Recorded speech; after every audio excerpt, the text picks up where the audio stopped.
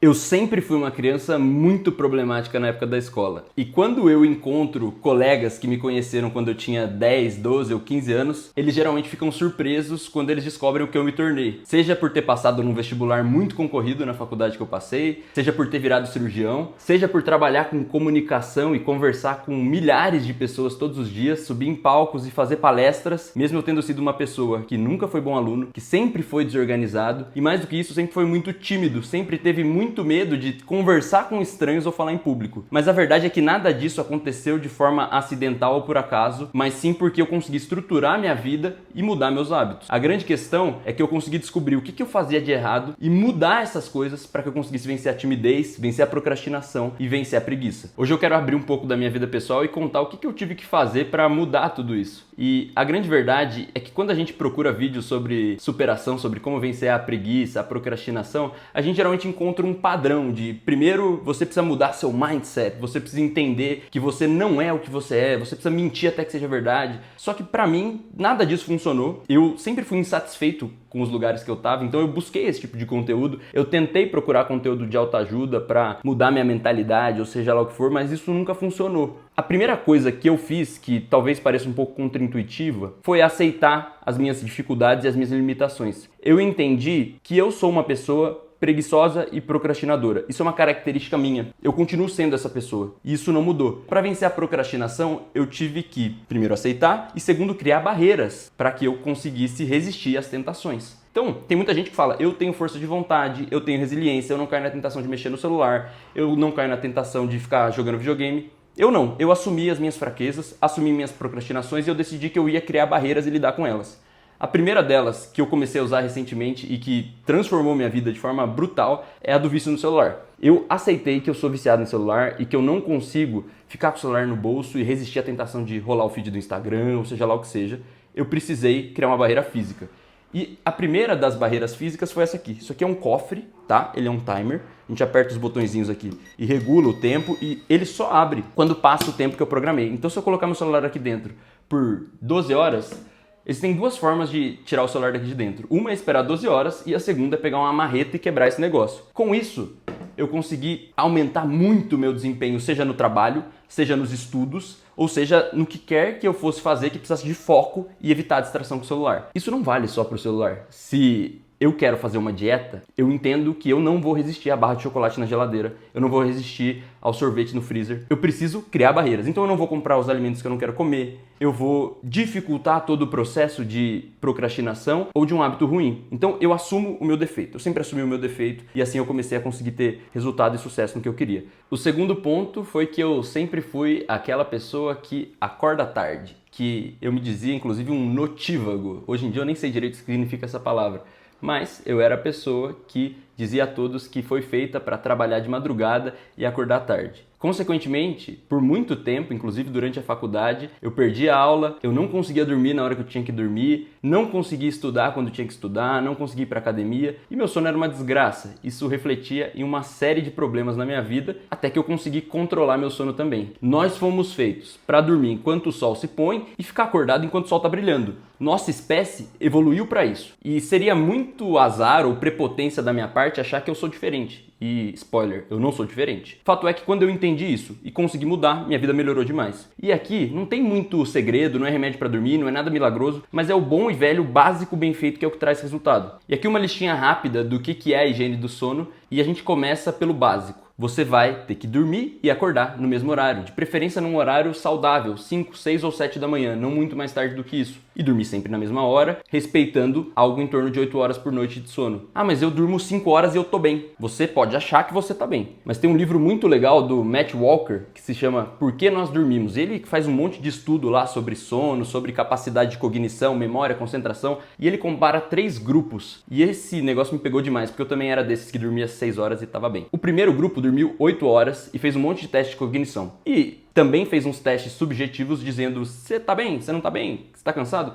E aí esse grupo das 8 horas foi bem nos testes de cognição e disse que estava muito bem, que estava disposto. Aí tinha um outro grupo que não dormiu, que dormiu 0 horas. Esse grupo estava exausto, falou que estava exausto, foi mal nos testes de cognição. Mas teve um outro grupo que dormiu 6 horas. E esse grupo, quando perguntado, você está disposto? Você está tranquilo? Eles falavam, sim, tô ótimo. Tô tão bem quanto o que dormiu 8 horas. Subjetivamente, eles estavam ótimos. Mas quando eles performaram nos testes de cognição, de memória, de raciocínio, eles foram muito piores do que quem dormiu 8 horas. E mais do que isso, ao longo dos dias, quando eles iam dormindo 6 horas por várias noites, depois de mais ou menos 6 dias, eles estavam com a cognição semelhante a quem tinha ficado uma noite sem dormir. Então ficar dormindo horas reduzidas de sono, 2 horas que seja, por tempo prolongado, vai fazer com que você fique cada vez mais preguiçoso, burro e com a memória ruim. E é claro que seu QI não muda, mas sua cognição fica mais lenta, sua capacidade de raciocínio fica menor. Então, na prática, você fica burro. Então, você vai dormir e acordar no mesmo horário, você vai dormir 8 horas, você vai se expor à luz solar. A gente tem um negócio que chama ciclo circadiano, é um nome complexo, mas ele é o que regula nossa vontade de dormir, nosso descansar à noite e tomar sol. E não é tomar sol na pele, mas sim ver a luz do sol, abrir a janela em casa, faz com que você regule o seu ciclo circadiano e sinta vontade de dormir e consiga descansar quando você dorme. Outro ponto importante, quem gosta muito de energético, de café, quando a gente consome esse tipo de produto depois das 4 horas da tarde, existe um risco muito grande e que a gente prejudique o nosso sono. Você pode até pegar no sono porque você está exausto, mas ainda assim a qualidade desse sono não vai ser tão boa. Talvez você não tenha tanto sono REM, que é o sono mais reparador, e isso vai fazer com que mesmo dormindo, você não tenha um sono tão bom e não tenha os benefícios no outro dia de ter dormido bem. E aqui eu me alonguei no sono, não porque eu quero fazer um vídeo sobre higiene do sono, mas sim porque sono é um pilar fundamental para que você seja capaz de executar todo o resto, tem energia, tem força de vontade. Eu consegui controlar parte dos meus vícios, eu consegui controlar o meu sono e com isso eu consegui ser focado, consegui ficar uma pessoa mais inteligente e com uma memória melhor. Mas isso por si só não resolve problema nenhum. Hoje em dia eu trabalho com comunicação, um tempo atrás eu trabalhava como cirurgião e independente do que eu fiz de trabalho, seja agora citar um estudo de um livro que eu li, eu precisei construir repertório. E para isso eu precisei ler muito e sinceramente eu odeio ler. Não é uma atividade que me agrada, eu não faço por prazer, mas eu sei que eu preciso fazer isso e eu faço todos os dias, porque eu sei que é o que constrói, seja a minha oratória, seja o que eu ensino para os meus alunos, ou seja, o que me torna uma pessoa mais profunda e inteligente. E para isso, eu precisei desenvolver o hábito da leitura. Aqui a gente tem alguns pontos importantes. Primeiro, nem tudo que vai te levar onde você quer chegar é agradável. A gente precisa, como adulto, entender que a gente precisa fazer coisa chata. Talvez você adore ler, mas talvez você odeie ir na academia e daqui a pouco a gente vai falar sobre a importância da atividade física. A verdade é que um adulto bem-sucedido e que está satisfeito consigo mesmo, na maioria das vezes ele faz coisas que ele não gosta de fazer. E eu precisei primeiro entender que eu ia ter que fazer isso, não ia ter jeito. E o segundo foi desenvolver esse hábito. E para a gente desenvolver um hábito, a gente vai ter que repetir. Hoje em dia, para mim é natural acordar de manhã, pegar meu Kindle e ler 15, 20 páginas. Mas houve um tempo que eu li uma página, eu não tinha entendido nada e eu não conseguia absorver nenhum conteúdo. O primeiro passo é escolher livros simples, com linguagem simples e que são interessantes. Não vai ler Crime e Castigo como sua primeira leitura, porque você vai desistir na primeira semana ou na primeira página, porque é uma linguagem complexa, um livro longo. Leia aqueles livros curtos, esses best-sellers que talvez não agreguem muita coisa como conhecimento, mas eles vão agregar muito como hábito. Você vai começar a construir esse hábito da leitura. Um outro ponto importante que eu implementei recentemente na minha vida foi o Kindle. Eu não tô com ele aqui do lado para mostrar, mas ele é leve, ele parece um celular, ele tem uma luz que é agradável, você consegue ler na cama. Então, coisas que facilitam sua leitura são muito importantes. Seja porque você tem um dispositivo que é mais agradável, ou seja porque você começa a ler livros mais agradáveis que vão te trazer uma experiência melhor. E aí depois que você está acostumado a ler, você está acostumado com a habilidade, você se aprofunda com conteúdos mais complexos. Tem um livro que é muito bom, que resume isso, que chama Hábitos Atômicos, e ele fala muito sobre isso, sobre dificultar o que você não quer fazer. Então aqui eu estou enjaulando meu celular e facilitar o que eu quero fazer. Pô, tenho o meu ambiente de leitura, tenho o meu Kindle, tenho livros que eu gosto de ler para depois ir para os mais complexos. Tudo isso reforça essa nova habilidade. Então, talvez para você não seja ler livro, talvez seja treinar, não importa. Mas a gente precisa construir essas coisas aos poucos com expectativas alinhadas com a realidade, porque senão a gente não chega a lugar nenhum. E o quarto, mas não menos importante pilar, que fez uma mudança brutal na minha vida, foi a atividade física. Houve um tempo que estava tudo ruim na minha vida. Eu era um aluno, eu não treinava, eu não cuidava do sono, eu não lia e eu estava muito frustrado comigo. Coincidentemente, eu deixei por último o que foi a primeira coisa a mudar na minha vida, o treino. Eu tinha sobrepeso em 2018, eu estava com pré-diabetes, minha glicemia de jejum era em torno de 108, 110. Eu não estava satisfeito com o que eu via no espelho e eu queria muito ter constância na atividade física e melhorar meu corpo. A verdade é que a minha principal motivação era estética, né? A gente sempre conta falando que, pô, minha glicemia de jejum era alta, mas eu só queria ter um tanquinho na barriga. Essa que é a grande verdade. Depois de ter tentado dezenas de vezes e não conseguido, eu decidi que 2018 seria o ano da mudança da minha vida, que eu ia emagrecer. Eu comecei com uma dieta, aquelas que duram pouco tempo e a gente desiste, frequência na academia, mas logo eu perdi o gás e desanimei. Só que aí eu encontrei uma coisa que salvou minha vida. E agora não é pra dar risada, mas eu encontrei o CrossFit. Eu encontrei isso em Belo Horizonte, era um CrossFit focado em obesos. Era tudo exercício adaptado, era um treino mais fofo, com menos peso, só que todo mundo era ultra engajado e tinha uma coisa muito legal, você tinha que bater meta toda semana.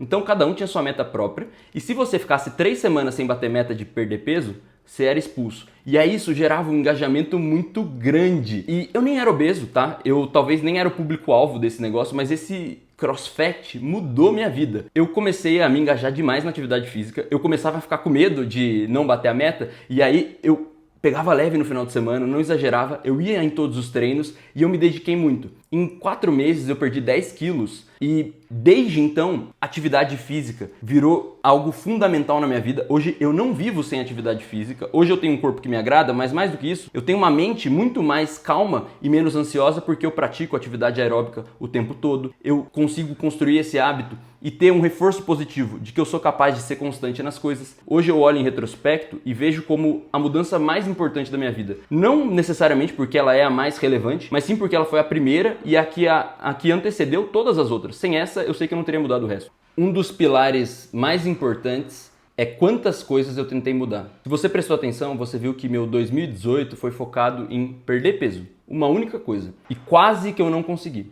A verdade é que construir hábitos duradouros e significativos não é fácil. Então se você está vendo algumas pessoas te ensinando a mudar a sua vida em 6 dias, em 6 semanas, em 6 meses, provavelmente eles estão mentindo. Porque a grande verdade é que construir bons hábitos é muito difícil, demora, mas ao mesmo tempo é possível. E o primeiro ponto para a gente conseguir ter sucesso nisso é não colocar energia em um monte de coisa. Nossa energia, por mais que você queira crer que não, ela é limitada. Quando a gente foca em várias coisas, se a gente já não tem isso como um hábito consolidado, a chance de sucesso é quase nula. Se você criou suas metas de carnaval, de ano novo, seja o que for, e listou 10, 12 metas, você vai desistir rapidinho. E aqui não sou eu querendo gorar, não sou eu querendo que você não conquiste nada, eu quero que você tenha muito sucesso. Mas traçar várias metas que envolvem construir hábitos difíceis pela primeira vez é impossível. A gente precisa fazer um hábito por vez. E o primeiro deles é o mais difícil. E ele não é o mais difícil porque é determinado o hábito como perder peso, mas ele é o mais difícil porque é o primeiro. Provavelmente, se você está frustrado com ter fracassado muitas vezes na vida, você tem na sua cabeça aqui que você não vai conseguir de novo. E aqui eu não tô falando de mentalidade ou mindset, talvez até seja mentalidade, mas só que o problema é que querem te convencer que você vai gritar na frente do espelho, eu sou capaz, e daí você vai ser capaz. Só que a grande verdade é que para você acreditar que você é capaz, você precisa ser capaz, você precisa fazer. Enquanto você não conseguir conquistar essa mudança, você vai continuar tendo certeza que você não é capaz. E ao mesmo tempo, quando a gente tem certeza que a gente não é capaz, a gente desiste mais fácil. Então, por isso o primeiro hábito ele é o mais difícil. Só que quando você consegue conquistar o primeiro hábito, consegui perder peso. Eu consigo, tô há 24 anos tentando, nunca consegui, mas agora eu consigo. Quando você entende que você consegue o primeiro, aí você não desiste tão fácil, você não larga o osso. Conseguiu o primeiro hábito, resolveu, porque agora você vai insistir o tempo que for necessário para que você conquiste o próximo hábito, por mais difícil que ele seja. Esse próximo hábito pode ser até mais difícil que o primeiro, só que agora você mudou seu mindset, sei lá como é que você quer chamar, não importa, mas você mudou como você se enxerga. E agora as coisas vão ficar mais fáceis, porque você sabe que tem uma luz no fim do túnel. Antes você não via essa luz no fim do túnel. E esse é o ponto crucial que muda tudo. Construir coisas duradouras é difícil, demora e é chato. É feijão com arroz, repetir tudo todo dia e ter paciência. Quanto antes você entender isso, antes você começa a melhorar, antes você para de ser enganado e antes você fica uma pessoa mais feliz e mais satisfeita. Se você gostou desse vídeo, clique em se inscrever porque vai ter vídeo novo toda semana trazendo conteúdos como esse.